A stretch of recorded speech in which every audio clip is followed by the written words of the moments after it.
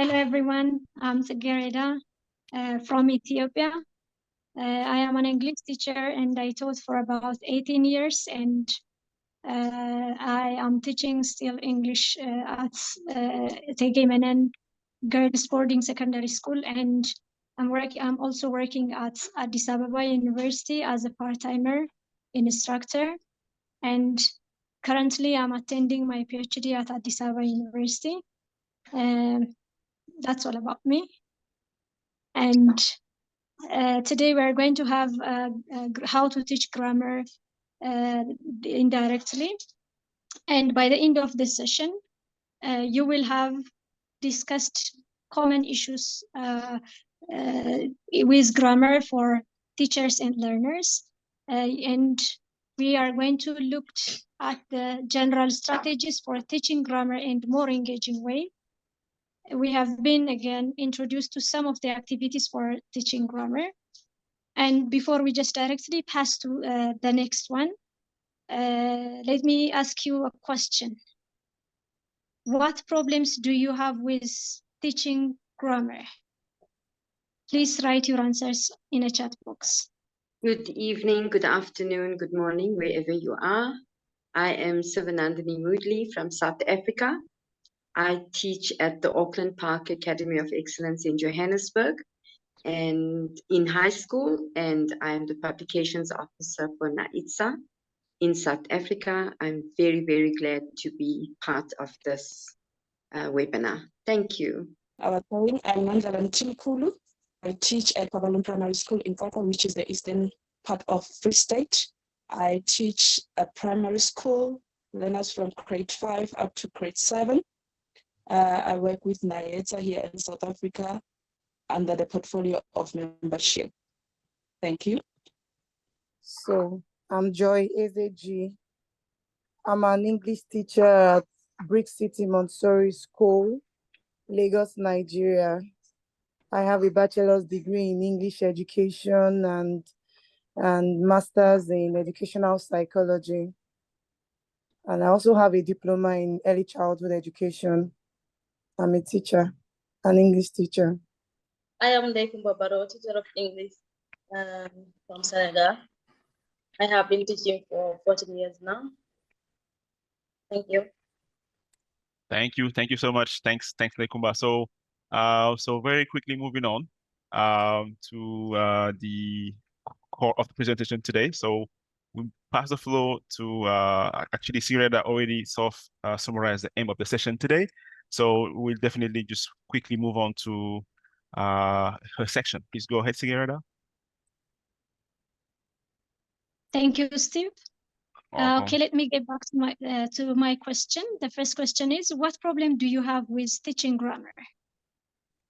Please, participants, write your answers in the chat box. Okay. Yeah, we started getting some answers actually in the chat. Okay, good. Yeah, learning have to remember the grammar rules. Yes.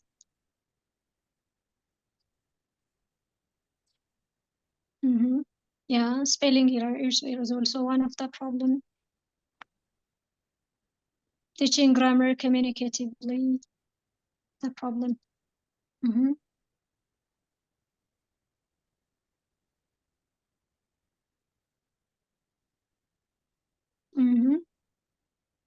Concord, okay.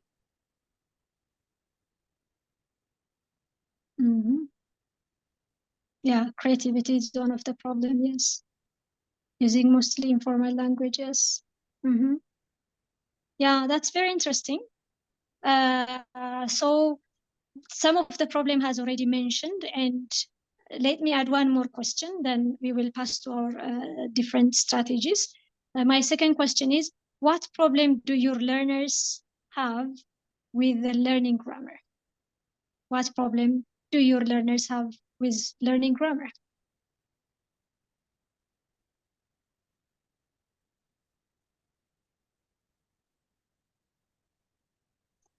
Very good, limited vocabulary, yeah.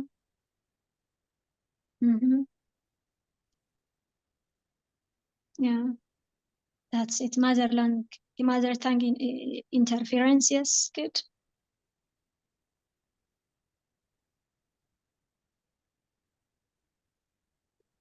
The syntax, yeah.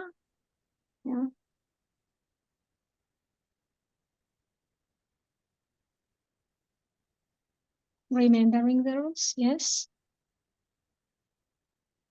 Okay, just keep writing your answers on the chat box. And my colleague, when we just discussed on the issue of grammar, my colleague said that my learners find grammar lesson boring.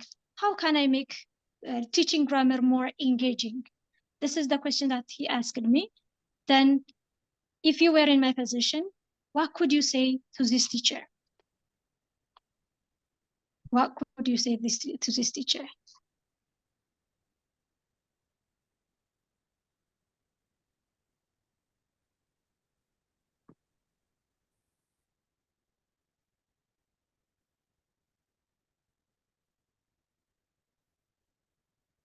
Please write your answers in the chat box.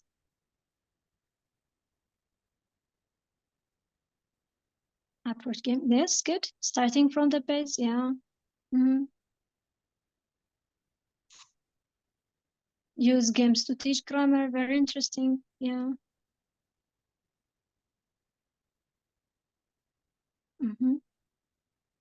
Yeah. Sometimes we may just use pictures to just convey grammar message. Yeah, very interesting.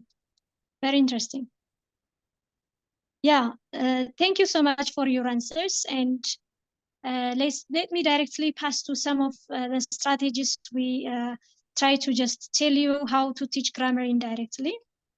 The first one is the concept checking, the first strategy. We have to check whether the students have already understood the concept of the grammar first. In order to do that, we just, instead of explaining the grammar explicitly to the students, we first have to check whether they have a sort of concept. For example, if my topic is the contrasting discourse marker, I just want to just know that whether my students have already understood the concept of contrast. In such case, I'm going to start, or you better start with their experiences from their something which is very familiar for them, and give them example and ask a concept. For example, I may give them an example. Even though it rained heavily, we went out for a walk. Even though it rained heavily, we went out for a walk. You will, you should give this such kind of easy and something which is familiar for the students. Then you could ask questions like, in order to check the concept. Did it rain? And they will say, yes. Did they go for a walk? You say, yes. Is it strange or normal to go for a walk when it rains? The student will say, strange. So do we use even though to contrast information or to add some information? If they say contrast, they have they know what a contrast is. First, we just check whether they have a sort of understanding based on our topic. The second strategy is guided discovery. Here, we just present for our learners with a sort of context or a situation. So it might be a dialogue, or it can be a sort of a short story. Then we will just ask them to identify specific grammatical structure from the given context or from the given situation. Then the students will just identify, or they are going to encounter the exercises. Then it just helps them to analyze and understand the pattern or the rules from the given language pattern. Then, after they have already understood and analyzed and just find out a sort of grammar rule from the given context, we may just give them a guided questions like, what markers do you use? Do you think that it is used to add information in this context? Which markers do we use to contrast information, you can say? Such kind of questions should be given as a guided question. Then they just try to understand or identify the different markers of the grammar. And we are going to use The other approaches use the inductive approach. In there, we are not directly tell them the grammar rule explicitly to the students. Instead, we should provide the learner with a set of examples, variety of different examples, and we are going to ask them to observe and analyze then the pattern on their own. Then this is going to be done individually. Then we are going to ask them to write what they have already observed and analyzed, then to write them the rules and their explanation on their notebook. This helps to just autonomy of the students, learning autonomy. And we can just this activity or this inductive approach into a teamwork again. After they have already identified their parts, they are going to we are going to make them to be in group or in pair and share their explanation as well as their rules with their peers or their group. In this case, it's just try to facilitate discussion, as well as peer learning is also facilitated in such group work or teamwork activity, as well as they may have a deeper understanding while they are discussing with their friends. So the teamwork is also another strategy for teaching grammar. The other strategy is contextualizing grammar exercises. In here, we should design a certain context exercise that include the grammar points in the material that we are going to prepare in a meaningful context. Then it can be in the reading passage, it can be in the dialogue form, and we are going to just simply make the patterns in bold written, or we might just underline in kind of strategy that we use. Then we just give them that context, and that context must be very familiar for the students. Then we just ask them to just find out the grammar rules. The next one is practice before you teach. This is very important. To get the learner to do the task testing, we just simply make them to do the task testing in order to check what they have already known before, to check their prior knowledge. Then we just teach them the grammar point. Before teach them the grammar points, we let them to do the tasks. This means you only focus on their errors. That means it helps us to just find out the students' gap. Where do you think that the students need help? Which points do they have already familiar with? So it helps us for our teaching, the focus point for our teaching. Some of which might already known is already, we're not going to just deal with more on that, but we should focus more on their errors and their gaps. So we just, when we teach them after the practice, it's very easy for us to identify their gap and to fill that gap. These are some of the strategies to teach grammar indirectly. And which strategy would you like to use from the strategies that I have already listed? And what other strategies you use in your classroom to teach grammar indirectly rather than telling them intensively or directly? Thanks, Sigurd. Thanks so much for these strategies. I think we'll expect a few more comments in the chat. Okay. But in the meantime, we actually move on to the next presenter, who is actually Joy. What grammar can you teach using these pictures? My plan looks at using these to teach present continuous to primary students. Stage 1.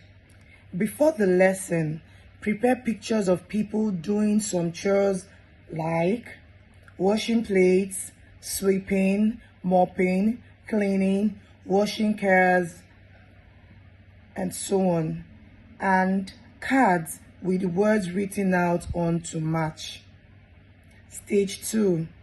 Show the learners the chores one by one and ask the learners what chores they can see. Get the learners to repeat the words after you. Bring out more flashcards with the words written on them. Say the word and ask the learners to match the words to the picture. Finally, get the learners to repeat the words after you. Stage 3. Act out some of the chores written on the board to the class. and ask the learners to guess what word you are acting out. Pair the learners up. One learner does the action or the chore while the other says the word. Then they swap roles and, if time, partner. Stage 4. Write a number next to each flashcard on the board and say full sentences about the flashcards using the present continuous. For example, the girl is sweeping the floor. The boys are arranging the tables. I am tidying my room. The learners shout the number that matches the teacher's sentence. Then the teacher says the sentences again and asks the pupils to repeat after her. Finally, write full sentences on the board and ask the pupils to match the pictures to their right sentences. If possible, use different colors for each type of word. Maybe black for the subject, blue for the main verbs, and red for the be verbs to help the learners see the difference. Stage 5. Draw a scene of action taking place in a home of doing different chores. Alternatively, share a picture of a scene. Encourage the learners to see what is happening in the picture and write some example sentences under the picture. Ensure the actions are the same as the ones presented in stage 2. Next, ask the learners to draw their own scene of action taking place in their home. Encourage them to write the action that is taking place underneath the drawing using the present continuous. As they work, give assistance when necessary. For feedback, ask the learners to stick their drawings around the room and decide which one is best. Alternatively, ask them to describe their drawings to each other. Now I'm going to hand over to my colleague, Mabel. Thank you. Good afternoon or hello to everyone. My name is Lake Obaro from Senegal. So I'm going to talk about this picture, the teacher, and answer the question, what do you do? So, are doing something. So look at the picture again. There is someone who has about the child. So which one or which ones do you? We are talking about chores. So you can write your answer in the chat box. Yes, good. I do all of them. Great. Okay. Yes, who else?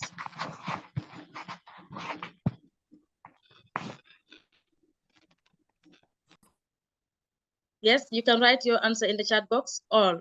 I do all of them. Ah, this is so great. All. Thank you so much for your answers. Do all. All of them.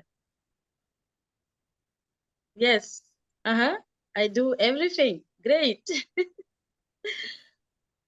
Very good. So, well, I'm going to talk about chores today using the passive causative make. As we all know, teaching the passive causative is a grammar point all our learners struggle with. To make the lesson understood by our learners, we are going to make it personalized and related to our everyday lives. So I'm going to talk about the different steps I have gone through while preparing the lesson. Okay, talking about chores, activities for teaching grammar, talking about chores. The first step I dealt with is the preparations phase. Before the lesson, I get some pictures and show them to my learners and ask them questions. Questions about which chores do they do? Hello? Yes. Question about which chores they do. Do they like them? Why not?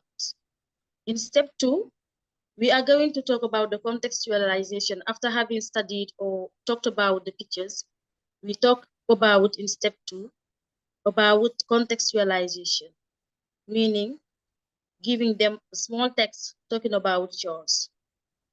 So we start the lesson by sharing the pictures first and asking learners what chores they can do and what is happening in the pictures they are looking at.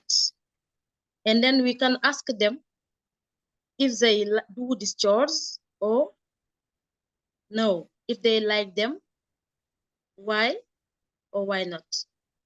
In the next slide, we will talk about the text. So I will write a text, or I propose a text talking about chores. And then I will ask a question, comprehension question about the text. After they have answered the question. Yes, Steve, it is too fast. I am at slide 2. Yeah. Stage. Okay. Sorry, I thought you meant next slide. That's why I moved. Okay. All right, there you go. Okay. So we ask them question like, is your mother the same as this mother? For example, the context says, my mother makes us wake up early in the morning and clean the compound. She makes us fetch water, wash clothes, and revise our lessons because it is Monday tomorrow. So I hate this. And when answering the question, the student will say, my mother makes us wake up early in the morning. Is your mother the same as my mother? Does your mother make you wake up earlier? Next is the third step, step 3. We are going to notice the grammar, make them notice the grammar. Ask the student to look at the text and underline all the verbs. And we elicit in bold an example sentence and then elicit the structure of the grammar. For example, my mother makes us wake up early. Subject plus make plus someone plus do plus verb infinitive plus something. To make someone do something, the passive causative. In the stage 4, it is the presentation stage as concept checking question to check the understanding of the students. For example, do you wake up on your own? Maybe they will answer no. Does your mother wake you up? The answer may be yes. Do you like it or not? Maybe they will answer by no or yes. But when to talk about to make someone do something, there is an idea of forcing. Sometimes people do not like that very well. In the next stage, 5, this is the mechanical practice. So we write some sentences on the boards, but not all the sentence, just the beginning. My mother makes me, my teacher makes me, or my dad makes me. And the students in their role, they will complete the sentences to give it some sense. For example, ask your learner or give them the beginning of the sentence, my mom makes me, and then they will complete. So this is the mechanical practice. And in the communicative practice, ask the student to write question for a survey. So this will be many questions about chores, about activities they do every day, and different people too. They give example and write them on the board. For example, does your father make you wash clothes, or does your father make you learn your lesson, or does your teacher make you copy the lesson extra? The student then make 5 questions. They may make 5 questions and ask their friends. If the answer is yes, they can write a tick. But if the answer is no, they can write a cross. So the survey goes like this, asking question to one's friends. If they say yes, you tick. If they say no, you cross. And there is also an extension for teaching this grammar rule, like students make a bar chart based on the information they collect from their peers, their classmates, and write a description of it. For example, they can say, in my class, many students said that their mother makes them wash the dishes. Some students say that their teacher make them do this and that. So this is at the survey level. Okay, next. Yeah, this was the last slide actually. So Okay. thanks so much, Ndai. Okay. Thanks for Thank you. sharing your grammar points. And Thank you, sir. so we'll be moving on to Mabel now. Mabel, Okay. if you're around, Mabel, we'll like to pass the floor to you.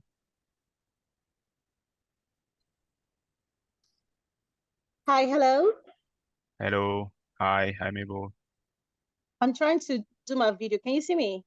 Yes, we can see you very well. Oh, I can't see myself. All right. Thank you for having me. Welcome.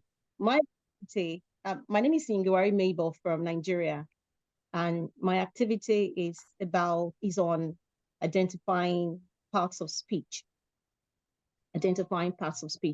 So for many language teachers, teaching grammar is really a problem. I remember myself as a student in primary and secondary school.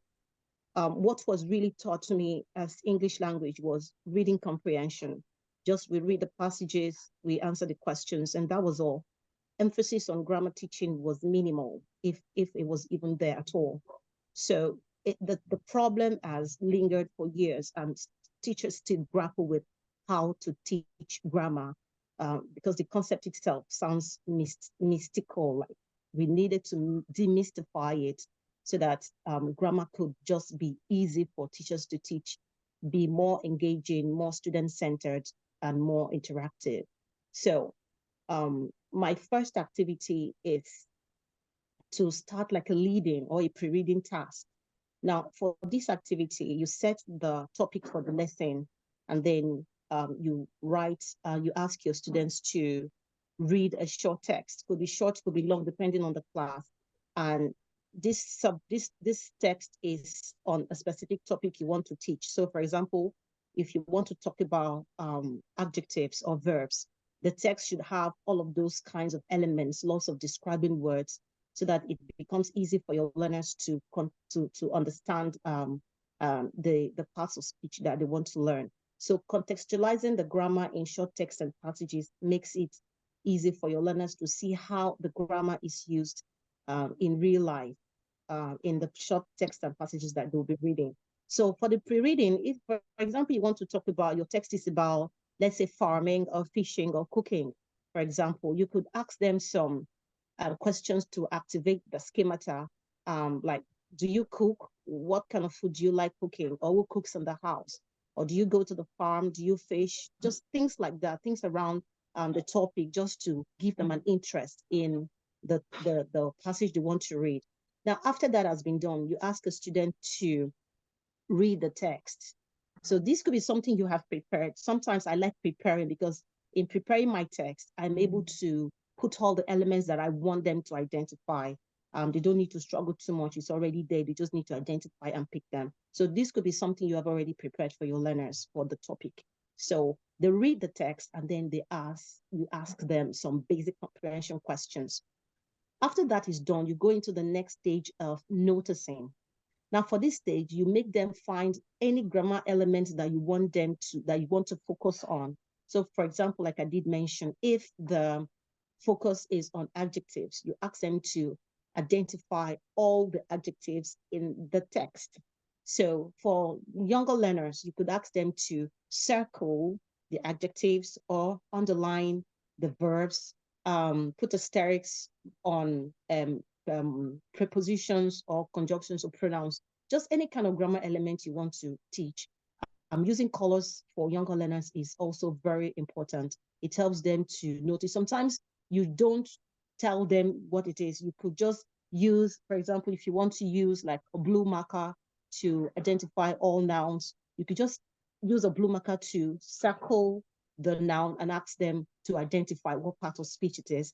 If you're using like a red marker to identify all verbs, you just circle it, and then you ask them to identify what grammar element it is or what part of speech it is. It becomes easier for them. So in that way, you're not spoon-feeding them, you're helping them to discover the grammar elements themselves. This is a very useful and engaging way of teaching grammar to your learners.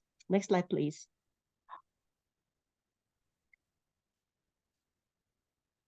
Okay, so for practice activities, you could try a sentence building activity. So for these, you ask your learners to write a lesson, a topic, they could write a passage about the topic. So if the topic, for example, is about traveling, you could give them some words to use, such as roads, cars, boats, anything within the context that they can use to talk about the topic. So even if it's like, maybe you want them to describe a person, you provide some adjectives, or you tell them to use some of the adjectives that they remember to describe the person. So sentence building is a fun and engaging way of getting your learners to identify grammar elements or any part of speech that you want them to focus on.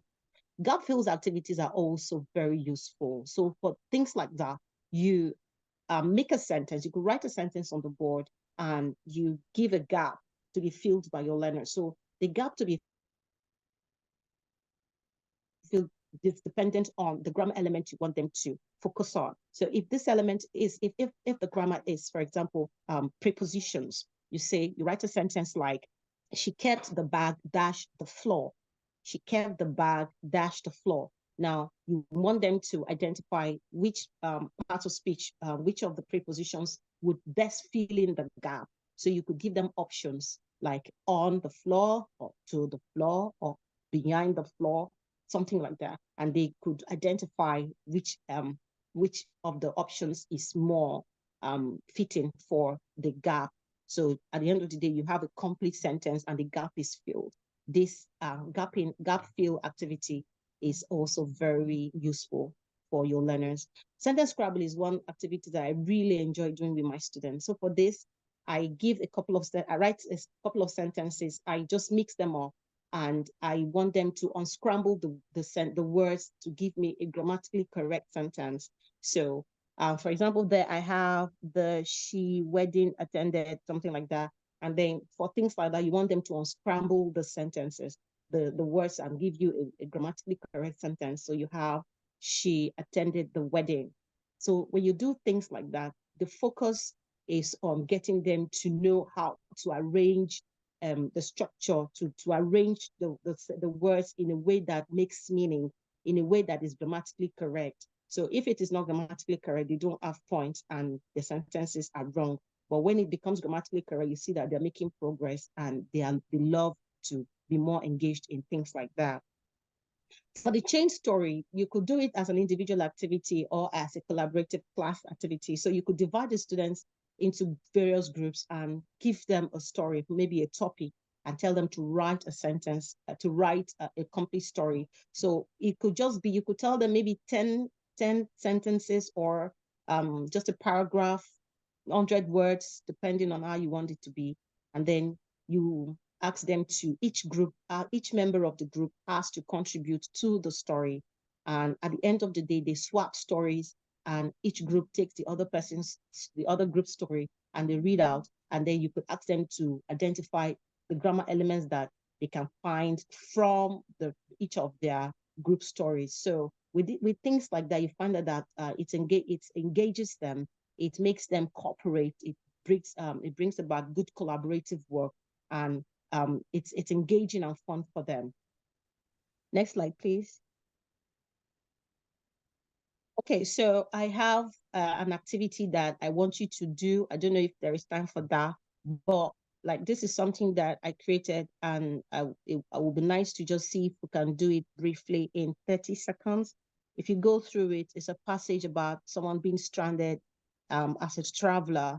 So the idea is that what I'll be teaching today, for example, if this is my class, and I'll be teaching about phrasal verbs. So I'll be asking if you have traveled and if you have ever been stranded or on your way, and what did you do? So these are like pre-reading things that I'm saying, pre-reading tasks, pre-reading activities that I'm doing, asking you, for example, that you, as you're in my class right now, you know, if you have ever been stranded, what happened, what did you do?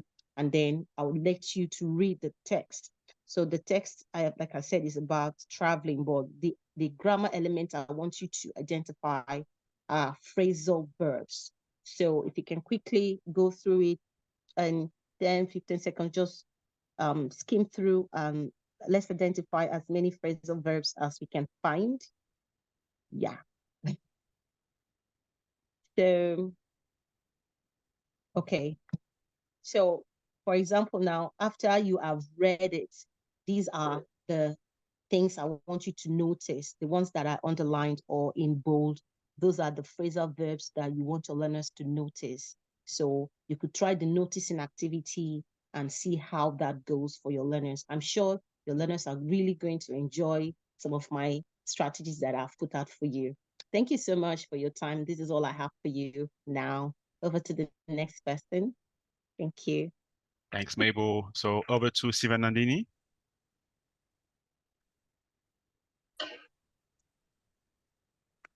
Good evening, everyone. My lesson for this webinar is on teaching on figures of speech. So it's very important to distinguish between parts of speech and figures of speech because learners can confuse the both of them. So the figures of speech that we are going to focus on today is the simile, the metaphor, the onomatopoeia, and personification. So because of time, we are going to ask a few people just to maybe comment in the chat on what you think these figures of speech mean. But we can go on to the next slide, Steve. So we have, whilst you are figuring that out, we have a text that has the many figures of speech in the text. So we would like you to read through the text and identify and explain the figure of speech. So teaching figures of speech contextually is very, very important. It's more than just knowing the definition of a figure of speech. And then lastly, it's important that we do follow-up lessons, so you can use this text to teach parts of speech as well. And then you can also flip the lesson in that you can give them this text and then read it through with them. And then when you come across a figure of speech, you ask them, what does this, what do these words say? What do they mean?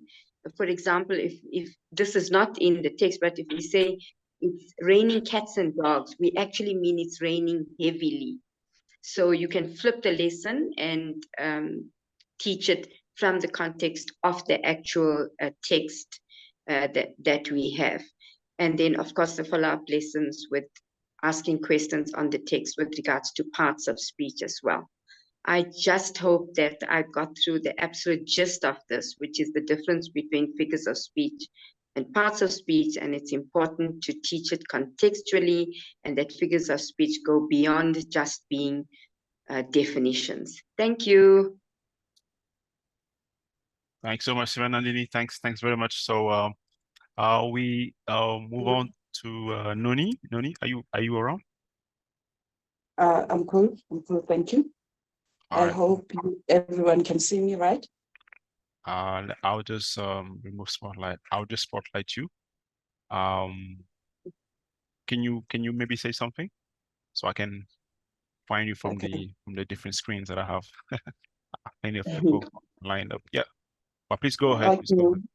Okay, everyone. Since the main topic of today is teaching grammar indirectly, my topic will be on poems. Before we continue, I would like you to look at the picture presented before you and answer the following question. What comes into your mind when you see this picture in just 2 or 1 word?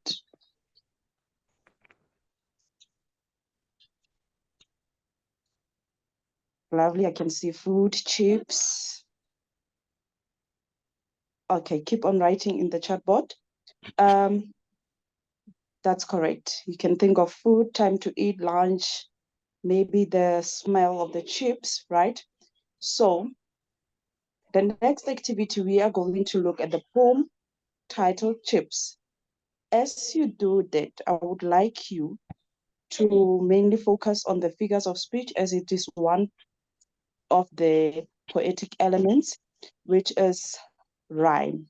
Remember, when you rhyme, it's whereby we focus on the similarity of consonant sounds at the end of the words. Quickly write as you read, quickly think of the words that rhyme with the words presented before you: chips, shakes, and slide, as you read through the poem.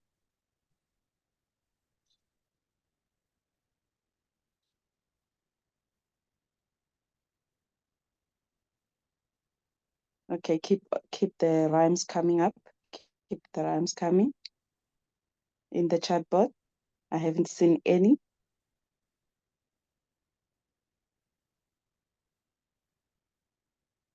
Okay, let me quickly continue. So for you to administer the lesson on this poem, I normally divided the lesson into 4 stages, which I will briefly take you through the stages. In the first stage, that's whereby you will be discussing the importance of poetry with your learners, get them to match the poetic elements on a worksheet, allow them to make mistakes, walk around, give them the correct responses with example. In stage 2, which is the reading part, before the learners could read, just pose questions whereby you would be sensitizing them, get them to thinking. And then the main focus here is going to ensure that the learners comprehend the piece that they are reading. Allow them to read the poem silently and also share how the poem. Stage, it's stage 3. In stage 3, which is the analysis part, in this one, you can break the poem into stanzas by discussing the meaning of each stanza with the learners. Allow learners to use colored pencils to highlight examples of poetic elements discussed in stage 1. Then the 4th stage, which is the post-reading stage. In this one, you can divide learners into small groups and assign each group a certain poetic element. For an example, those who would be dealing with comprehension, you can help them out to come up, not comprehension, sorry, comparison. You can help them to come up with pictures of the 2 things that they will be comparing. For an example, when they say snowflakes, you can come up with a picture of snowflakes, a picture of a person seasoning the chips, making use of salt, raindrops together with vinegar. And those who would be working on alliteration, you can ask them to make use of their colored pencils to highlight the sounds that are repeated. This way, the learners would be creating some visuals so that others could understand the poem much clearer.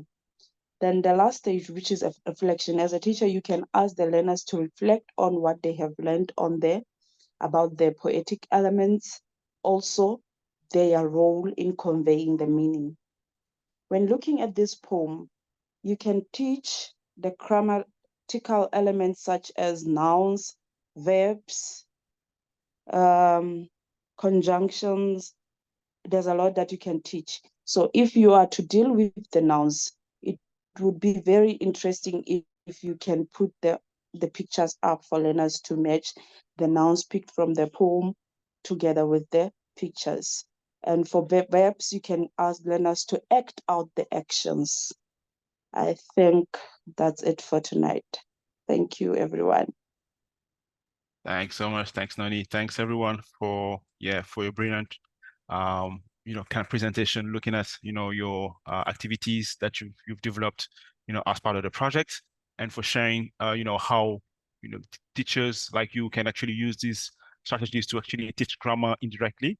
But given that time is actually up, so we'll be looking at, letting everyone go, but without you know, before we let you guys go, just like to share with you some of the references. So we have listed the different activities that have been shared today by our presenters, and we'll be sharing the slides with you after the webinar on the website. So feel free to check your mailbox. We'll be sending the email this week or next week, where you can actually see the slide and then access the different resources, but also the recording of today's session, which is actually going to be live as well on the website. So thanks everyone for joining.